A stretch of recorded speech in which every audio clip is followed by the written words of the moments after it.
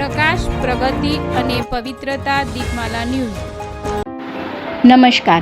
Indian Lions સ્વર્ણિયમ club Gandhinagar દ્વારા 32મો સ્થાપના દિવસ ઉજવાયો.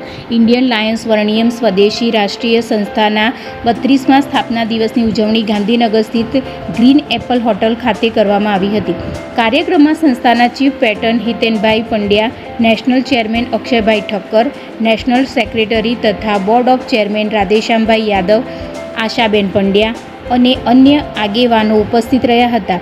ઇન્ડિયન લાયન્સ સ્વર્ણિયમ ક્લબ ગાંધીનગરના પ્રમુખ ડૉક્ટર ગુલાબચંદ પટેલના માર્ગદર્શન હેઠળ યોજાયેલા કાર્યક્રમની શરૂઆતમાં Vande Mataram, India Lions anthem અને સરસ્વતી પ્રાર્થનાથી કરવામાં આવી હતી, જેનું ગાન રેખાબેન રાવલે કર્યું હતું. ત્યારબાદ દીપ પ્રાગટ્ય કરીને કાર્યક્રમનો પ્રારંભ કરવામાં આવ્યો હતો. ડૉક્ટર ગુલાબચંદ પટેલે સ્વાગત પ્રવચન આપ્યું હતું, જ્યારે રાધેશ્યામભાઈ યાદવે સંસ્થાની સ્થાપના, વિકાસ યાત્રા અને વિવિધ સામાજિક પ્રવૃત્તિઓ અંગે માહિતી આપી હતી. તેમણે જણાવ્યું હતું કે સંસ્થાની સ્થાપના વર્ષ 1995માં વડોદરા ખાતે ડૉક્ટર કૌશિક ભૂમિયા દ્વારા કરવામાં આવી હતી.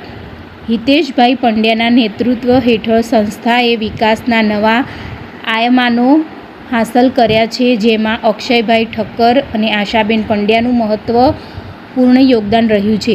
આ પ્રસંગે સંસ્થાની સ્વદેશી વિચાર દ્વારા રાષ્ટ્રપ્રેમ, સામાજિક સેવાકીય પ્રવૃત્તિઓ અંગે માર્ગદર્શન આપવામાં આવ્યું હતું. સંસ્થાના સ્થાપના દિવસ નિમિત્તે માવાની કેક કાપી ઉજવણી કરવામાં આવી હતી, તેમજ ગીત, સંગીત અને સાંસ્કૃતિક કાર્યક્રમ યોજવામાં આવ્યા હતા.